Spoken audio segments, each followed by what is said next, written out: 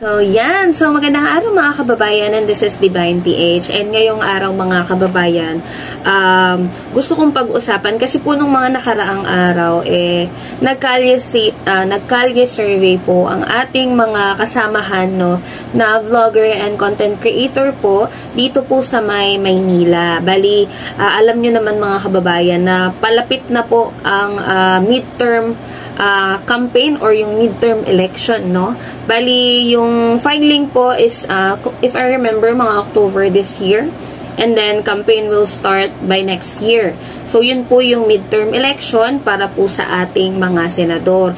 And kung matatandaan nyo nga po, binalita po, bali may napanood kasi akong balita sa may News 5, na yung mga posibleng tumakbo pong senador, no, under the Bagong Pilipinas or yung Team Marcos. And syempre, alam naman natin mga kababayan na kung may Team Marcos, meron ding Team Duterte.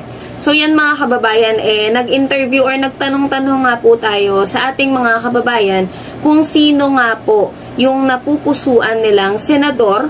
May mga senador kasi mga kababayan na magbabalik. Meron din naman po tayong mga re-electionists.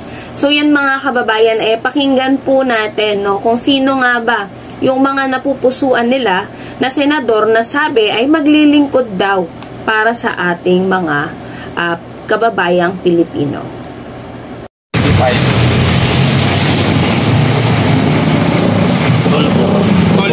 Sino pa? Pakita mo pre, pakita mo yung listahan pre. Sino ba yung mga napupusuan natin bilang isang Pilipino? Manny Pacquiao, 2.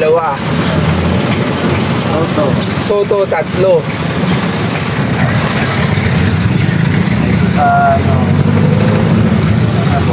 Cayetano, 4 na. Lacson, 5. Brentino, 6. Bong Revilla, 7. So marami sa Team Marcos, sir. Opo. Duterte, wala. Ayan, sige. Type ko dyan? Oo. Team Marcos ka ba? Na maglilingkod sa bayan, sabi nila. Lahat sila nagsasabing maglilingkod sa bayan Kasi may issue eh. Kung sino yung ano. Sila yung mga bid po sa kanila. Kung ngayon yung election, sino po yung duboto nyo sa kanila? Ay Team Marcos pa rin. Team Marcos. Yan. Kasi umaasa pa rin tayo sa mga pangako niya. Pangako, yan. Na matupad po.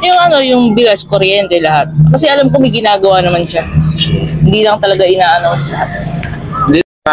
Senador po. Senador? Opo. Ito si ano? Kandidato niyo po sa... Teka. Ito si ano? Si Tito Soto. Tito Soto, yan. Yan. Tsaka sino pa? Yan. Ano dyan? Si Erwin Tulfo. Yan. Erwin Tulfo. Tsaka si Lacson. Tolentino.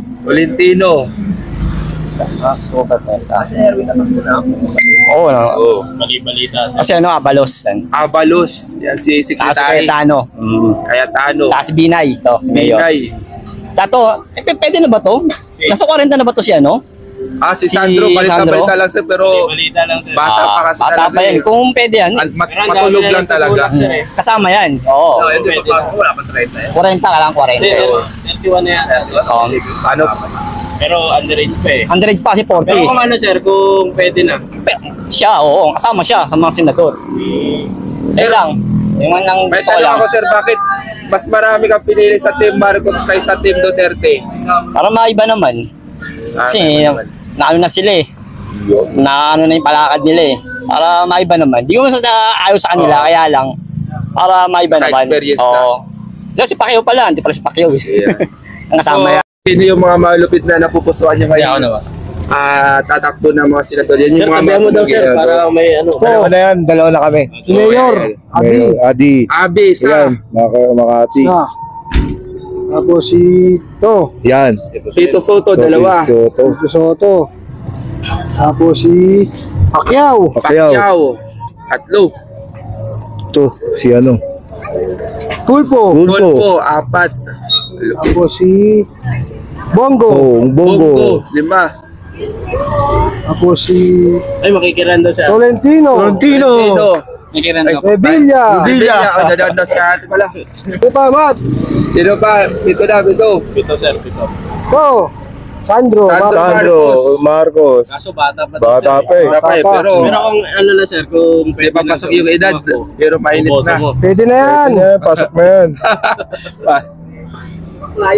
Nueve. Bebe, ilan ba? Dalawa pa, no? Dalawa pa.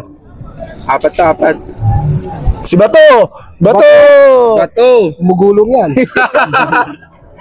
si... To, si Chidoro. Oh, Jijoro, yan. Lumusudoro. Talagang malupit yan. Oo, malupit talaga yan. Oh, ayun o. Ay, nahihirapan yung sinusunod niyo. Sa oras yan. Oh? Sir, di naman exam ko. Oh, sino? Yelo yan sir. Pacquiao. Oh. Saka sino pa? Marami-rami yan. Marami-rami yan. Si Bong Revilla. Mas mga pisto yung mga ano. Talagang mga mayayamang Pilipino. Ay, may mga tatapos sila Dureto. Ngayon. King Lacson. Jackson. Tatlo. Artista ka na YouTube yan eh. Si Tito Soto, apat. Lupit pumili. Mukhang pagtalonin ka sa pilihan nito ba ya? Malulupit yung pinipili. Dalawang Duterte. Alam mo kung kailan niya si Abby? Tatlong Duterte. Go! Duterte yan. Magkakasabay. Apat. Sino pa? Sino pa? Mayroon ka pa napasan? Wala na. Gago, sila mo, balay. Duterte. Yan, Sino doon si ex-president. ex-president. Sino? Meron pa Senator Aimee. Ilan lang pre, baka sumobra na pre. Sumobra ka na po ha. Pag sumobra Yun na yung napupusuan mo. Wala ka na idagdag. Wala na. Yan. So yan mga kababayan, narinig nyo po yung ilang mga kababayan natin na natanong natin or na-survey po natin kung sino-sino nga po yung mga posibleng senador na iboto nila para sa 2025. Syempre ako, meron din akong senatorial slate. Pero hindi rin lahat dun sa may pinagpilian ng mga kababayan natin, wala yung iba dun eh. Pero syempre, kung ako tatanungin, unang-una na dyan, yung number 1 na senator ko, syempre alam naman natin hindi pa pwede si Kong Sandro Marcos, diba? So, hindi ko muna siya isasama. Pero syempre kung pwede na siya yung number 1 na senator ko. Syempre, andyan din si Sir Gibo Chodoro. Siya po yung defense secretary natin, no? So, kung mapapasama siya or kung tatakbo siya bilang senador, so suportahan ko po siya ulit.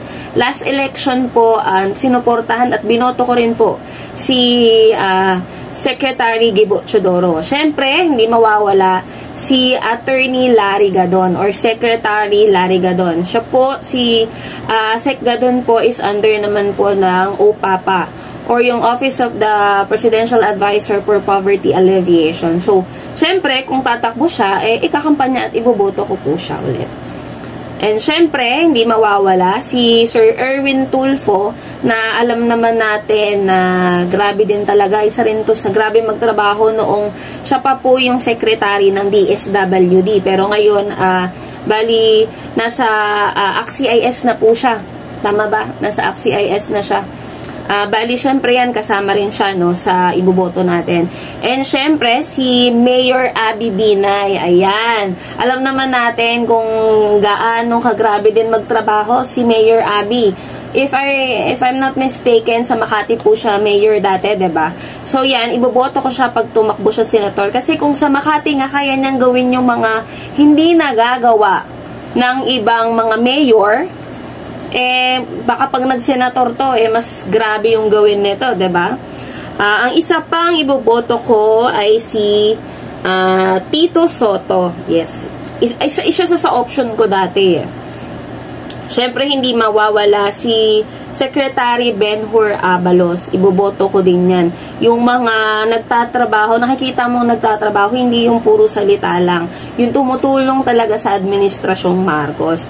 So, ngayon po, for now, ito pa lang po yung mga napupusuan ko na senator. At malalaman natin yan, syempre, sa filing kung sino-sino nga ba yung mga tatakbong senador under this administration.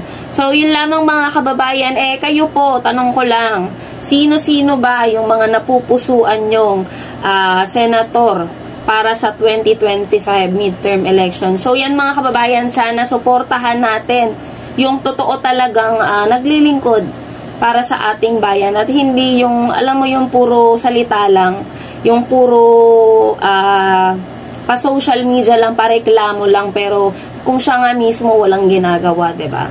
So yun lamang po, and maraming salamat po sa inyo lahat.